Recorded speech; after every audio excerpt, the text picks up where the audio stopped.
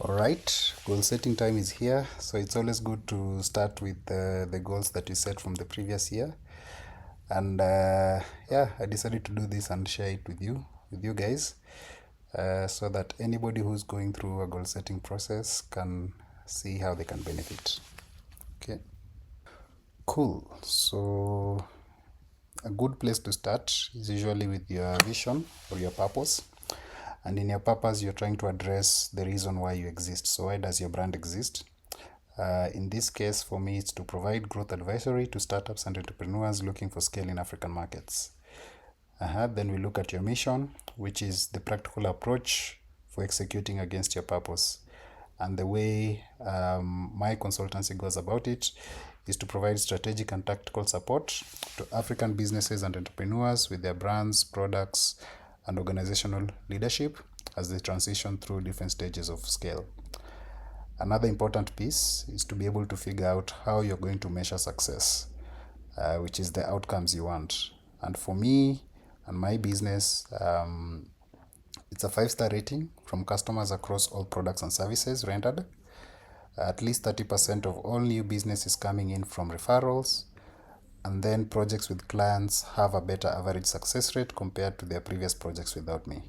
So those are my key measures of success and how I'll know I'm performing well towards the goals I've set for myself and my vision. Then beginning of the year, we're trying to figure out what will we focus on. And in 2024, I had 3 core objectives. The first one being have an operationally scalable business by end of year. And how I was defining this is there is a positive net return on invested capital, both financially and in effort. The second objective being finding a product model that works. And how I was defining that is to have at least 3 or 4 commercially viable products that can scale. With the final one being a positive growth in brand as measured by consistent engagement. And how I was defining that for myself is to smoothen the brand engagement curve across the whole year. So in the previous year, I used to have lots of spikes, some in the beginning, depending on what I was doing at the time. So the idea this time around was to try and make it a much more smoother curve. So more consistency on that side. And then finally, some key results in terms of like that will help me measure how I'm performing towards the objectives. So generate X amount in revenue by the first half of the year, and then have at least 3 commercially viable products launched by June 30th, 1 live monthly event, and 3 weekly posts consistently until June 30th, and then generate Y amount of money by the end of the second half of the year. So whenever you're doing goal setting, it's always good to consider factors that can support the goals you've set and obstacles so that you can actively plan against them. So for me, what I saw was that what will enable for me to achieve my key results and goals. The first one being getting more or new corporate clients, getting more new B2C consumers, better pricing on my products, consistent content and engagement, more partnerships with revenue share, more outreach activities, and leveling up on my business know-how through books, podcasts, and case studies. The other thing that would prevent me from hitting my goals, number one, which is very important, is focusing on low engagement work, reduced customer spend due to current economic downturn. I think we all can agree that 2024 was a difficult year for business. Established players getting more big ticket clients, which means if you are only being left with small ticket clients, then it becomes much harder to close, and the value that you're extracting from transactions is not really going to support the business. The other one is not keeping up with the pace or procrastinating, which is something that affects all entrepreneurs. Dragging out the lead or contract closing cycle. So sometimes, and this is a lesson from 2023, where you find like you have clients in the pipeline, but you're taking too long to close them. So that's something that I was going to work on. And then contractual loopholes that clients take advantage of. So it's no secret that if you're in the service industry, you can find that after you've delivered on the service and did your final submission, and then the client fails to pay you. So that's something that I was also going to work on in the new year. All right, so once you've kind of like taken the strategic overlook of what you want to do, things you're going to consider, and how they could potentially affect you, then it's now time for actually setting the objectives and the key results, and then figuring out. So I've already reviewed how I performed against the objectives I set for 2024. And yeah, on overall, I was able to achieve 64% of all the targets that I'd set for myself. In the one for being operationally scalable, I was measuring that by the amount of revenue that I was going to generate. And that was taking up 60% in terms of importance of the goals that I'd set. And jointly, out of 60%, I was able to achieve 35%. And that came through different initiatives and different product lines that I will review this year and find out which ones I need to scale, which ones I need to deprioritize. The next one was on finding a product model that works, with the key result being at least 3 commercially viable products launched by June 30th. So out of 3, I was able to launch 2. Did some trainings at Strathmore. I launched a masterclass on project and customer journey maps, and there's another one I'm actually finalizing on setting business strategy. Finally, the last one was to have a positive growth on brand as measured by consistent engagement.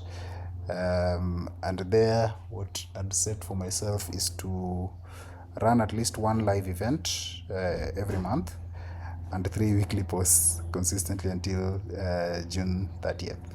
So how I performed against that is it was taking up 20% of my objectives, and then I was able to get to around 16%. So that's an 82% completion rate. Very happy to have won an award as the best growth advisory firm in Africa by Wealth and Finance. There's a partnership by ICX Kenya, which went really well. Thank you to my partners there. We did a case study with Abujani Investment that also was well received. We launched a Super Strikers case study. But other than that, in terms of like just engaging my audience, I didn't do quite a lot. So as you can see by this growth curve, yes, I tried to smoothen the curve, but you can see the gap between July heading into late September. There was not a lot that was actually happening. So out of the 12 months, there was a 4-month period where I was engaged in a very demanding contract, and I was not able to do a lot of work on the brand side. So lots of lessons there. Yeah, so the last bit is on milestones. So once you set goals for yourself, it's always important to figure out what kind of initiatives you're going to take to enable you hit the goals that you set. So under objective number 1, which is find a product model that works, the initiatives that I'd identified was experimenting with different masterclass and pricing models. So here I wanted to have signed off on the best pricing model for the masterclasses by end of the first half of the year. I achieved 70% of that because I experimented with the new one, and I think I was able to extract more value compared to the previous ones that I was doing. I also wanted to find more part-time university lecturing opportunities, and I was to cold contact at least 5 universities by end of the first quarter of the year. So I was only able to do one. Thank you to my partners at Strathmore and the Institute of Business Initiatives. Yeah, that went well as well.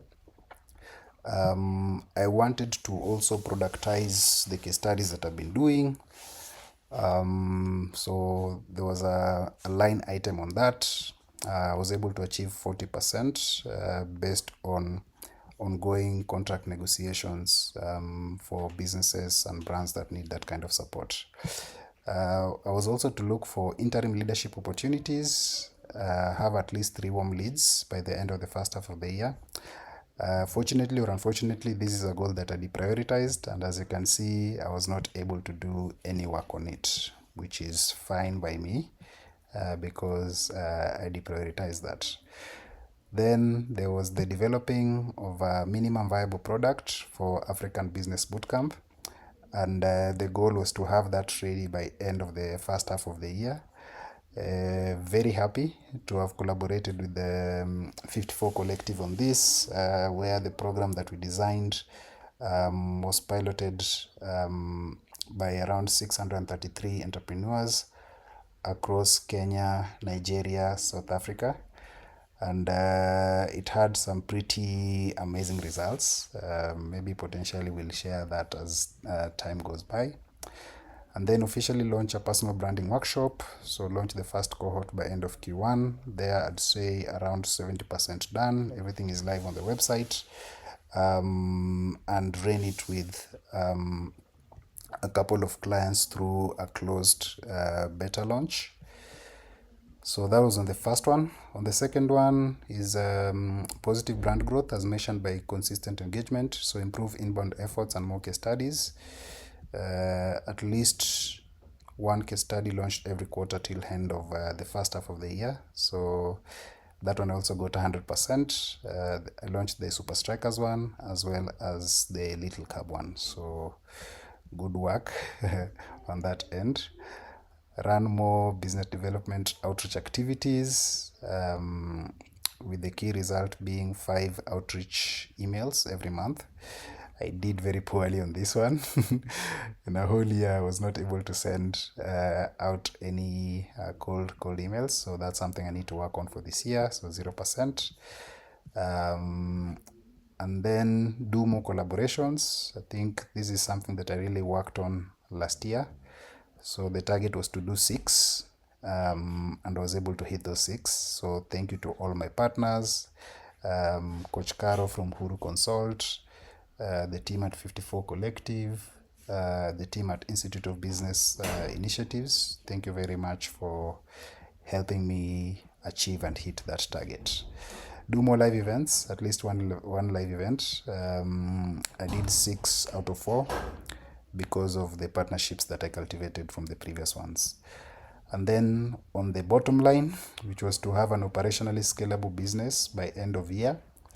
And very important is only signing off on contracts or work that have a positive net on bottom line. So essentially here is whatever contract we engage in has to have a very high return so that we can capture maximum value for the consultancy. And here 10 over 10, we're doing good. So overall, if we look at the initiatives that I was supposed to take to help me hit my goals, I can see that I achieved 60% of those initiatives, and in so doing we were able to hit 64% of the targets. So you can see the significant work that was done in that area. Obviously the year had different challenges with maandamano, with the taxes and whatnot. Business was not that easy, but it means there's room for improvement. So looking forward to what we'll be able to do by the time this year is coming to a close. For anybody who needs help setting goals for this year, I will be launching a new masterclass in a couple of weeks. See you then.